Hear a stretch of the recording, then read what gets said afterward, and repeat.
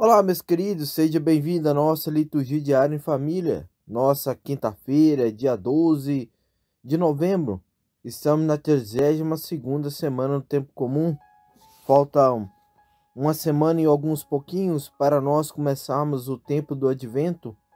E assim as nossas leituras já começam a estar no ato de nós possamos olhar para Cristo, para que nós podemos preparar nossos corações, a nossa alma e principalmente nosso ser, para recebermos Cristo, porque nós ainda estamos no tempo que nós somos chamados e agora começa então, daqui a algum tempo, a preparação para recebermos Cristo em nosso coração. Jesus nos chamou para Ele habitar dentro de nós. A oração nos deixa mais dóceis a receber a graça do Espírito Santo.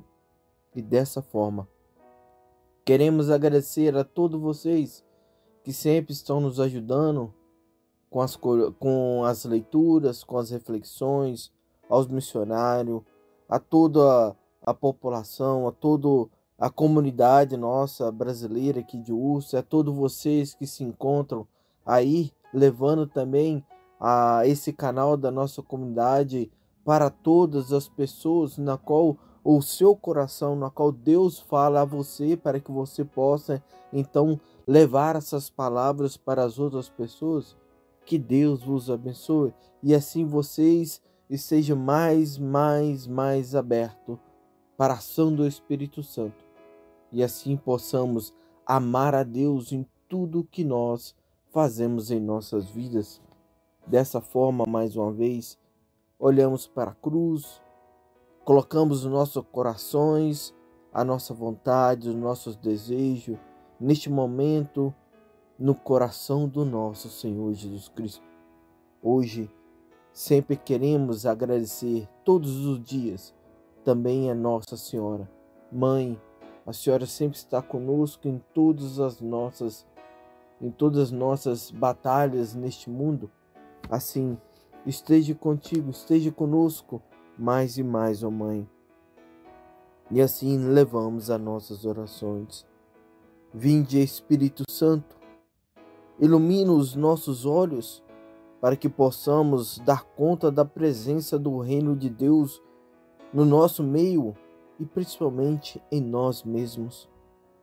Venha o Espírito Santo, abre nosso coração à palavra que é esperança, criatividade, imaginação, horizonte novo. Venha Espírito Santo, faz-nos saborear os dons do Pai no presente e faz-nos esperar o futuro como um lugar de uma nova e eterna morada, definitiva e manifestação do seu poder salvador. Venha Espírito Santo, que nosso dia a dia tenhamos os ouvidos aplicados para te escutar, os olhos abertos para te ver, a mente atenta a tuas alternativas, o coração palpitante para nos deixarmos ser conduzidos por ti. Pai amado, a ti toda a honra e toda a glória, hoje e sempre. Amém.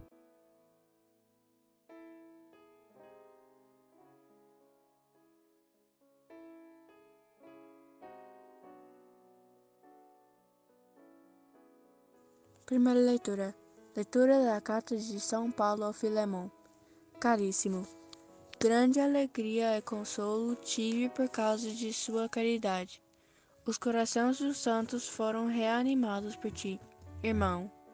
Por este motivo, se bem que tinha plena autoridade em Cristo para prescrever-te tua obrigação, prefiro fazer apenas um apelo à tua caridade. Eu, Paulo, venho como estou agora, também prisioneiro de Cristo Jesus. Faço-te um pedido em favor do meu filho, que fiz nascer para Cristo na prisão, Onésimo. Antes ele era inútil para ti. Agora ele é valioso para ti e para mim. eu o estou mandando de volta para ti. Ele é como se fosse o meu próprio coração. Gostaria de tê-lo comigo, a fim de que fosse o teu representante para cuidar de mim nesta prisão, que eu devo ao Evangelho. Mas eu não quis fazer nada sem o teu parecer, para que a tua bondade não seja forçada, mas espontânea. Se ele te foi retirado por algum tempo, talvez seja para que o tenhas de volta para sempre. Já não como escravo mais, muito mais do que isso, como um irmão querido, muitíssimo querido para mim, quanto mais for para ti, tanto como pessoa humana, quanto como irmão do Senhor. Assim, se estás em comunhão de fé comigo, recebei-o como se fosse a mim mesmo. Se em alguma coisa te prejudicou, ou se alguma coisa te deve, põe em minha conta. Eu, Paulo, de meu punho o escrevo, e o pagarei, para não dizer que tu mesmo me deves a própria vida. Sim, irmão, deixa que eu te explore no Senhor. Conforta em Cristo meu coração. Palavra do Senhor, graças a Deus. Salmo responsorial. Salmo 145. Feliz quem se apoia no Deus de Jacó. Feliz quem se apoia no Deus de Jacó. O Senhor faz justiça aos que são oprimidos. Ele dá alimento aos famintos, e o Senhor quem liberta os cativos. Feliz quem se apoia no Deus de Jacó. O Senhor abre os olhos aos cegos. O Senhor faz erguer-se o caído. O Senhor ama aquele que é justo, e o Senhor quem protege o estrangeiro. Feliz quem se apoia no Deus de Jacó, quem ampara a viúva e o órfão, mas confunde os caminhos dos maus. O Senhor reinará para sempre. Ó Sião, o teu Deus reinará para sempre e por todos os séculos. Feliz quem se apoia no Deus de Jacó. O Senhor esteja convosco, Ele está no meio de nós. Proclamação do Evangelho de Jesus Cristo segundo Lucas. Glória a vós, Senhor. Naquele tempo, os fariseus perguntaram a Jesus sobre o momento em que chegaria o reino de Deus. Jesus respondeu: o reino de Deus não vem ostensivamente, nem se poderia dizer estar aqui ou estar ali, porque o reino de Deus está entre vós. Jesus disse aos discípulos: dias virão em que desejareis ver um só dia do Filho do Homem, e não podereis ver. As pessoas vos dirão: ele está ali, ou ele está aqui. Não deveis ir nem correr atrás, pois como um relâmpago brilha de um lado até o outro do céu, assim também será o Filho do Homem no seu dia. Antes, porém, ele deverá sofrer muito e ser rejeitado por esta geração. Palavra da salvação. Glória a vós, Senhor. Os fariseus procuravam manifestações espetaculares do reino de Deus. E Jesus responde para eles da seguinte forma: o reino de Deus está entre vós. Dá uma grande interrogação em nossos corações e nossa mente. Como assim o reino de Deus está entre nós e nós não estamos vendo? Hoje podemos dizer que também se encontra dentro de nós. Opa, já começou a dar uma interrogação muito grande. Como assim? Está entre meio de nós, agora está dentro de nós? O reino de Deus não deve ser procurado em manifestações extraordinárias. Milagres, mas em nosso habitual, no nosso dia a dia. Este é o Espírito Santo. É o Espírito Santo. Temos em nós vários níveis de vida. Temos os instintos naturais, a razão que ordena e domina os instintos, mas também o Espírito Santo de Deus, que nos permite viver em novidades da vida, ver as coisas com a simplicidade da razão e não conseguirmos que a razão não consegue enxergar. Deixar guiar pela razão, dominado os instintos, vivendo de modo naturalmente virtuoso, já é coisa boa, mas ainda não é uma vida cristã. Porque o cristão, em todas as circunstâncias da vida, deixa ser conduzidos pelas moções e pelas inspirações do Espírito Santo. Este é o reino de Deus que se encontra dentro de nós. Sabemos que não é fácil fazer e termos ou ter um bom discernimento, porque existe dentro de nós princípios que recebemos do mundo, recebemos da nossa própria razão, recebemos do Espírito Santo, que se mistura tudo dentro de nós.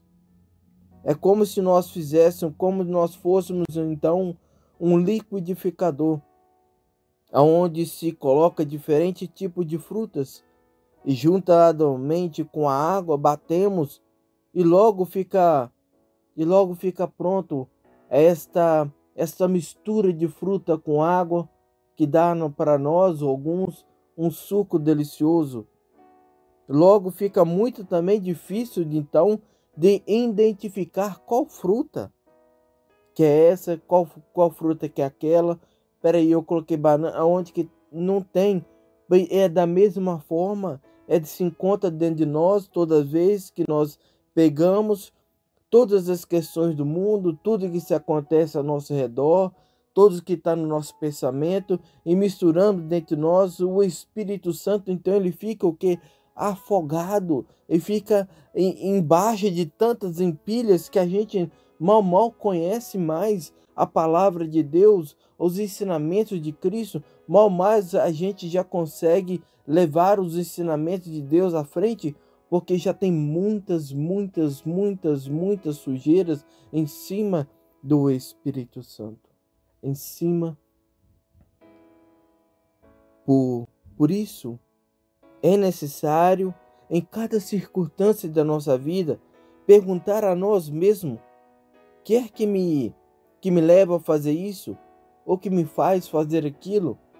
O que me leva ao vício? Ou que me leva ao pecado? Ou que me leva a viver as coisas do mundo? O que me leva a fazer tudo isso, fazer tudo aquilo? Por vezes, um pensamento que é mediado para ser bom, muitas das vezes a sua raiz está fincada nas coisas ruins.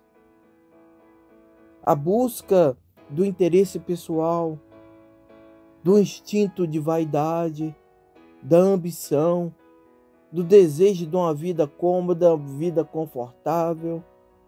Meus queridos, somos somente quando escutamos o Espírito Santo, podemos conhecer a verdade, e por meio da oração, lendo ou escutando a palavra de Deus, escutando ou lendo as reflexões do dia a dia, com as grandes disponibilidade pessoal, podemos conhecer a vontade de Deus. Por isso que a nossa primeira leitura, Paulo nos leva a pensar, a raciocinar o que ele está falando, e ao mesmo tempo nos convida a nos deixarmos ser renovados pelo Espírito Santo, para que possamos compreender a vontade de Deus. E de fato, é muito fácil deixar-nos levar pelas intuições ou simplesmente pelas coisas racionais. É muito fácil. É muito, muito, muito fácil. Por isso que precisamos do Espírito Santo, para que nos faça descobrir coisas novas, que coisas que nós não suspeitamos, mas que nos enche de uma alegria espiritual em Cristo dentro de nós. Quando Paulo escreve essa carta a Filemon, dando um exemplo de concreto do que nós estamos então falando, Paulo tinha para resolver um caso de consciência bastante complicado. Onésio tinha fugido da casa de seu dono. Filemon, cristão da igreja de Colosso, segundo a lei, Onésio era um delinquente. Paulo acolhe Onésio, acolhe esse escravo em fuga, acolheu com tanta bondade que o fugitivo acabou se convertendo. Sendo assim, Paulo podia atuar perante Filemon, podia reverter o escravo ao seu dono, tinha o direito de puni-lo com rigor, mas Paulo também dispunha de uma solução nova, progressiva. Pensa que a escravidão não tinha qualquer valor para um ser cristão, que era contra o Evangelho, porque em Cristo todos nós somos iguais. Portanto, Onésio podia considerar-se uma pessoa livre e Filemon nada podia fazer. O que o apóstolo então encontrou uma solução completamente nova. Mandou então Onésio de volta ao seu dono, com uma carta escrita pelo punho, uma carta escrita pela mão de Paulo, a pedir que Filemon recebesse então Onésimo como irmão em Cristo. Não lhe fazem imposições. E também Paulo apela para a sua caridade, para a sua fé, para a gratidão que ele deve a ele, deve a Paulo, que gerou Onésio na fé. E faz, pois, um apelo guiado pelo Espírito Santo. É o mesmo Espírito que também habita em Filemon, que também habita em Onésimo, que também habita em cada um de nós. É o reino de Deus. Propõe uma solução revolucionária para aquele tempo. Filemon é o dono ofendido. Ele recebe com honra o escravo fugitivo. O Espírito Santo inspirou Paulo uma solução equilibrada. Paulo está certo de que também se inspira a Filemon, embora tenha toda a autoridade em Cristo para te impor o que mais convém, levando pelo amor, prefiro pedir com aquele que sou, Paulo, um ancião agora, até prisioneiro por causa de Cristo Jesus. É assim que falava para nós também na nossa primeira leitura. Se as coisas mais importantes de nossa vida religiosas, pessoais e comunitária é fazer como a Cristo, a vontade do Pai, compreenderemos a importância fundamental do discernimento e da vontade de Deus para realizarmos a nossa vida. Fazer um discernimento é, antes de mais, pôr em prática o preceito de Jesus. É preciso rezar sempre, sem nos desviar. É preciso amar sempre, jamais cansar de amar.